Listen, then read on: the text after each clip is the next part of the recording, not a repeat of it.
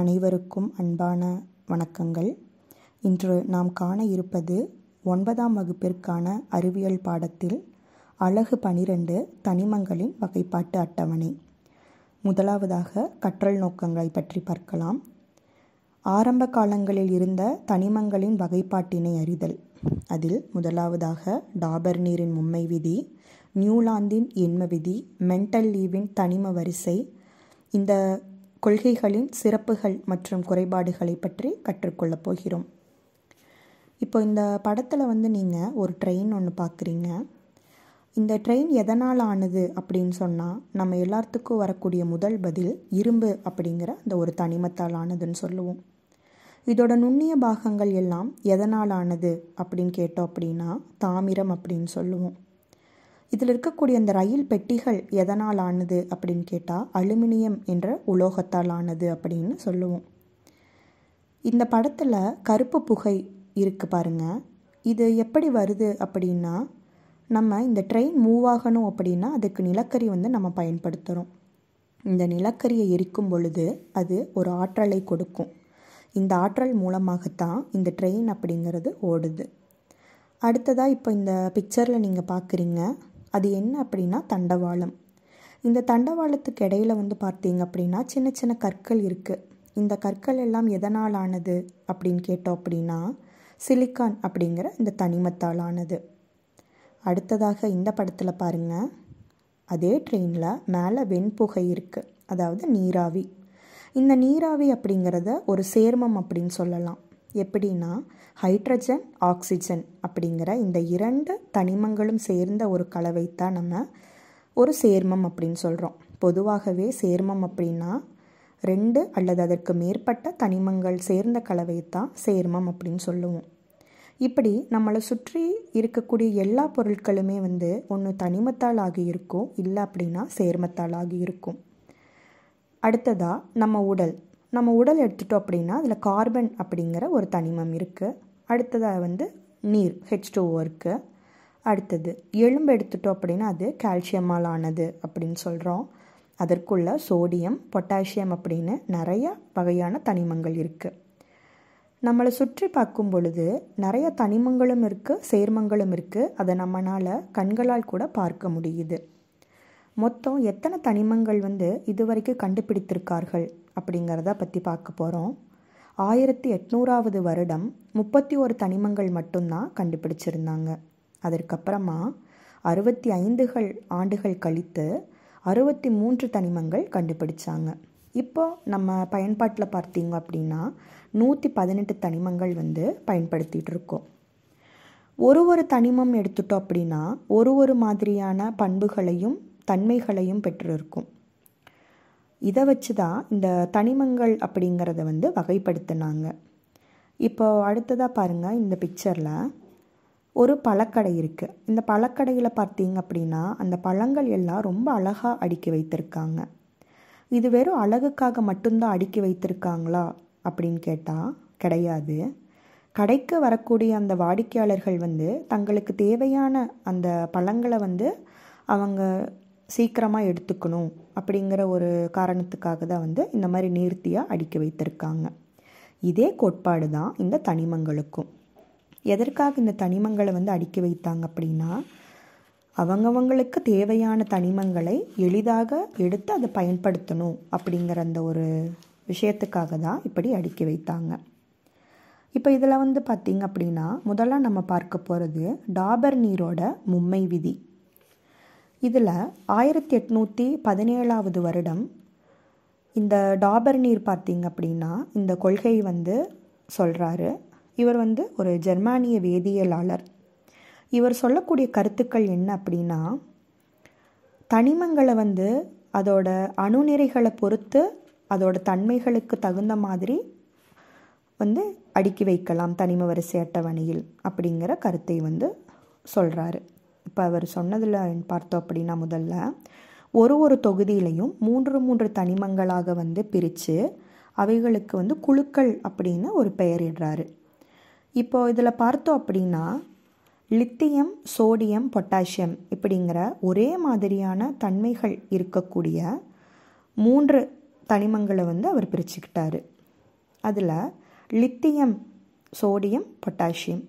அடுத்ததாக பார்த்தீங்க அப்படின்னா அடுத்த தொகுதியில் இருக்கிறது குளோரின், புரோமின் அண்ட் அயோடின். இப்படி 3 தனிமங்களை ஒரு தொகுதியிலையும் வைத்து அவர் தன்னோட அணுநிறைகளுக்கு தகுந்த மாதிரி அந்த தனிமங்களை வரிசைப்படுத்தினார். இப்போ ஃபார் எக்ஸாம்பிள் முதல் தொகுதியில் இருக்கிற தனிமங்கள் எடுத்துக்கலாம். Lithium, sodium, potassium. இதில் ஒரு தனிமத்தோட அணுநிறைகள் ஏறு வரிசையில் எழுதியிருப்பாங்க. இப்போ லித்தியத்துக்கு எடுத்துட்டோம் அப்படின்னா அதோட அணுநிறை எடுத்துட்டோம்னா 6.9. ஸோ அடுத்தது பொட்டாசியம் எடுத்துட்டிங்கன்னா மூன்றாவதாக இருக்கக்கூடிய தனிமம் பொட்டாசியம்க்கு 39.1. இப்போ இந்த லித்தியம் அண்ட் பொட்டாசியம் இது ரெண்டையும் ஆட் பண்ணணும் அப்படின்னா அந்த ஆட் பண்ணி நம்ம அதை 2ஆல் டிவைட் பண்ணும் பொழுது 23 அப்படிங்கிற சோடியத்தோட அந்த அணுநிறையானது கிடைக்கும் அப்படிங்கிற ஒரு கொள்கை தான் இந்த டாபர்னீர் சொன்னார். அடுத்ததாக பார்த்தோம் அப்படின்னா இவர் கண்டுபிடித்ததெல்லாம் சரியாகத்தான் இருந்தது. அதற்கப்புறம் பார்த்திங்கன்னா இதில் சின்ன குறைபாடுகள் வர ஆரம்பித்தது. என்ன அப்படின்னா ரொம்ப குறைந்த அணுநிறை இருக்கக்கூடிய தனிமத்திற்கும் ரொம்ப அதிகமாக அணுநிறை இருக்கக்கூடிய தனிமங்களுக்கும் இந்த டாபர்னீரோட மும்மை விதி அப்படிங்கிறது பொருந்தவில்லை. அதனால் இந்த டாபர்னீர் கண்டுபிடிச்ச இந்த கொள்கை நம்ம பயன்படுத்த முடியாது. அடுத்ததாக நம்ம பார்க்க போகிறது நியூலாந்தின் எண்ம விதி. 1866 வருடம் இந்த ஜான் நியூலாந்து அப்படிங்கிற வேதியியலாளர் என்ன பண்ணார் அப்படின்னா 56 வகையான அறியப்பட்ட தனிமங்களை கொண்டு அதோட அணுநிறையின் அடிப்படையில் ஏறு வரிசையில் ஒழுங்கமைத்தார். இவர் ஒரு எக்ஸ்பிளனேஷன் கொடுக்குறார். எப்படின்னா சங்கீதம்னு எடுத்துட்டோம் அப்படின்னா அது சுருதி அப்படிங்கிறது நமக்கு தெரியும். அதில் 8வது சுருதியும் முதல் சுருதியும் ஒன்று போல் இருப்பது அவர் கண்டறிந்தார். அதாவது சா, ரி, க, மா, ப, த, நீ, சா. இதில் முதல் சுருதியும் கடைசி சுருதியும் பார்த்தீங்க அப்படின்னா சா அப்படிங்கிற அந்த எழுத்தில் இருக்கும். அதே மாதிரி தான் தனிமங்கள்லையும் 8வது தனிமத்தோட பண்பு என்னவோ அதே பண்பு 1ஆவதாக இருக்கக்கூடிய அந்த தனிமத்துக்கும் இருக்கும் அப்படிங்கிறத அவர் கண்டுபிடிச்சாரு.